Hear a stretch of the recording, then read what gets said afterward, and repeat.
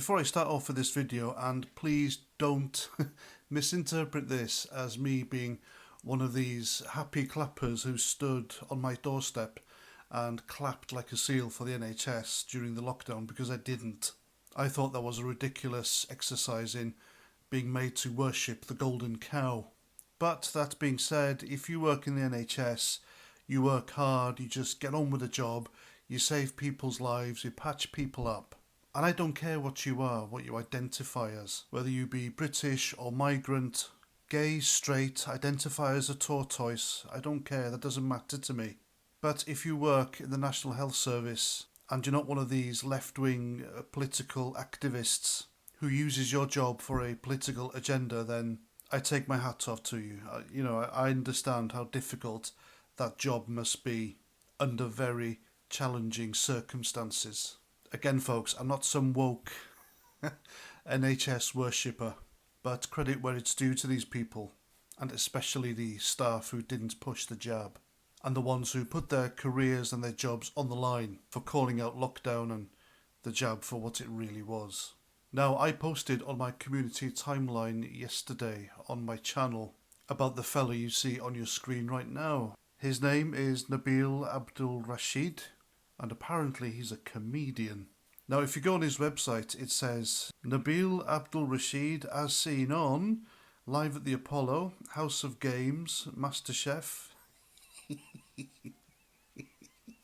Are you thinking what I'm thinking? Britain's Got Talent. Channel 4, Steph's Packed Lunch. Have I Got News for You? And other things. And despite being on these programs and being pushed by the woke TV channels, no one's heard of him.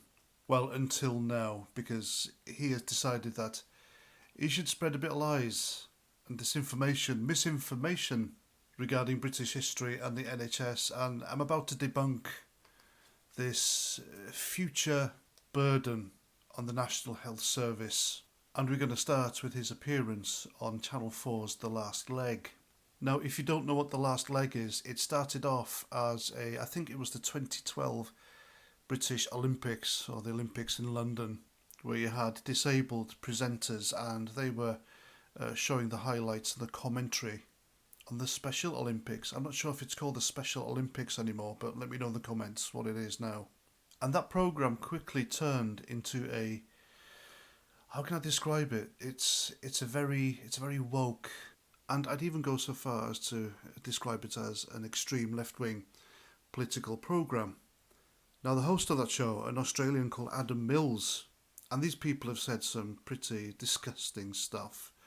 And this guy once tweeted that a female right-wing politician in Australia ought to be hanged off Sydney Harbour Bridge. So, you know, the hypocrisy here, kinder, gentler politics, understanding, progressiveness, nicey. Nah, that's not what the left are like, and you know it. And you put these people in front of a camera, give them a platform and an audience, and they get worse. But then again, with the left, it's okay when they do it, isn't it? Now, I don't watch The Last Leg, but this clip did cross my desk.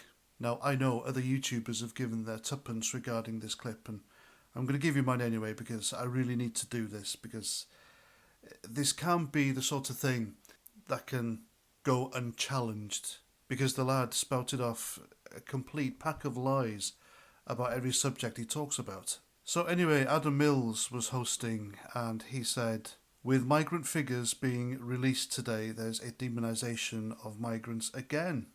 And Nabil replies with, yeah, I mean, it does worry me for obvious reasons. He looks at the camera and the audience as if to point out that he himself is a migrant. Now, despite the fact he tweeted the other day that he's British because he was born here, I wish the guy would make his mind up. But then he continues, but you know, I see some of the rhetoric, right? And it's always the same shite, like, oh, the NHS is suffering because of migrants, and he throws his hands in the air in a sarcastic fashion. But there are valid concerns and arguments which you can put forward to support this claim, which are uncomfortable for people like Nabil and others who repeat this sort of ideology and rhetoric, but valid just the same. For example, mass legal and illegal migration is putting a strain on the National Health Service. Now, I can't speak on behalf of the illegal migrants who come here, whether they have private health care or not, but the illegal ones, well, they sure as hell don't, do they? So they will add to the queues to be seen for treatment, thus waiting times become longer, and it's generally downhill from there. And then he goes on, "Bitch, please," he says. The NHS is run because of migrants.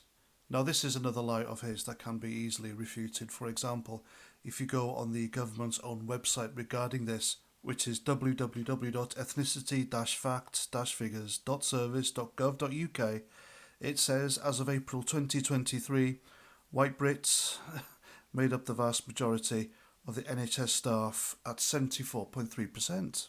So even the NHS's own government website is calling this guy out as a liar, and there he is sat on telly, a vast audience, and he is lying. This guy should abandon his career as a comedian and go work for BBC Verify.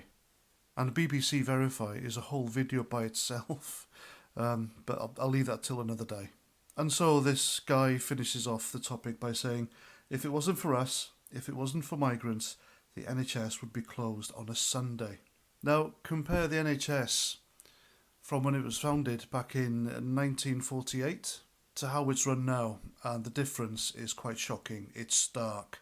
Because back then, the NHS, it was efficient, and you could actually get a doctor on the NHS on a Sunday, because back then, doctors came to your house if you were ill, and if they deemed you serious enough, they get an ambulance to take you to hospital.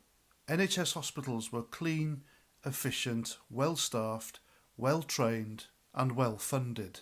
Unlike today, where it's overfunded, overstaffed with middle managers who do nothing, and they get paid top dollar. You get dirty wards, you can't get an ambulance, and if you do, it takes hours. You can't get a doctor's appointment, and if you do, it takes weeks.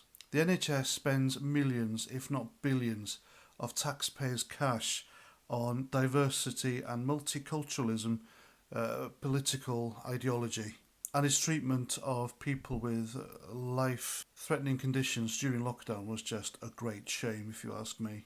So yeah, I reckon the NHS, and I've spoken to nurses who worked in that era many, many moons ago, but it worked far better, more efficiently back then, before we had the mass influx of visitors, than it does now.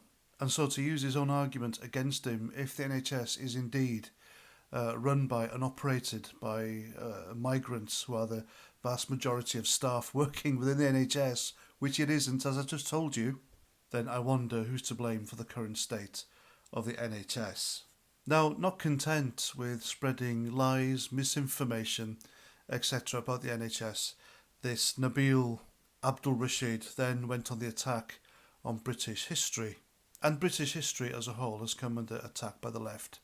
Recently, anyway, they've spread complete lies about it in order to suit their own agenda, and it's like something out of 1984. History is erased and replaced with something more acceptable to the ideology. Now, he tweeted this, and it says, "British doesn't show up in a DNA test, you moron, same as Londoner. P.S. Even as far back as Roman times, there were millions of non-white people living here." I'm not going to read the rest, because it is utter claptrap. And again, with a even little bit of research, you can completely refute what this fella says. Because there weren't even millions of people living in Roman Britain at the time, even by the time they left, in the 4th century AD. Historians estimate there were just 3.6 million people living in Britain. Now, millions of them simply couldn't have been migrants, because if they were, then the demographics of this island would have changed drastically hundreds of years ago, and they'd be far more prominent in their history, but they're not, because it didn't happen. And as for his claim that being British doesn't show up in a DNA test, well, professional DNA research company genealogyexplained.com, it tells you there that the Welsh, Cornish and Scottish are distinct ethnic groups, and the Cornish are especially a legally recognised ethnic group. And that's him put in his place. And that's the thing with woke left-wing television programmes. They allow people like him to go on there in front of their vast audiences and just spew lies upon lies about British history, culture, institutions, and they get away with it. That guy sat there unchallenged, And the audience and the presenter and other guests, they just lapped it up and laughed and clapped when prompted, as if this guy was the pariah of truth, but he's not. And these people should always be called out for what they are, and that is merchants of misinformation, which the woke bandits, the Leftwaffe, they never call out themselves. And you will have lefty YouTubers all over the place saying, oh, the right are spreading misinformation, it's all lies, disinformation. But it's okay for them to engage in it and practice it. Hypocrites, one of all. And there we go, that's my video. I hope you like, I hope you understood as well. And I'm looking forward to your comments, as ever. And if you haven't yet, then please consider subscribing to my channel and sharing my stuff everywhere. And that's it, so until the next time, have a great day, and Roger Trout.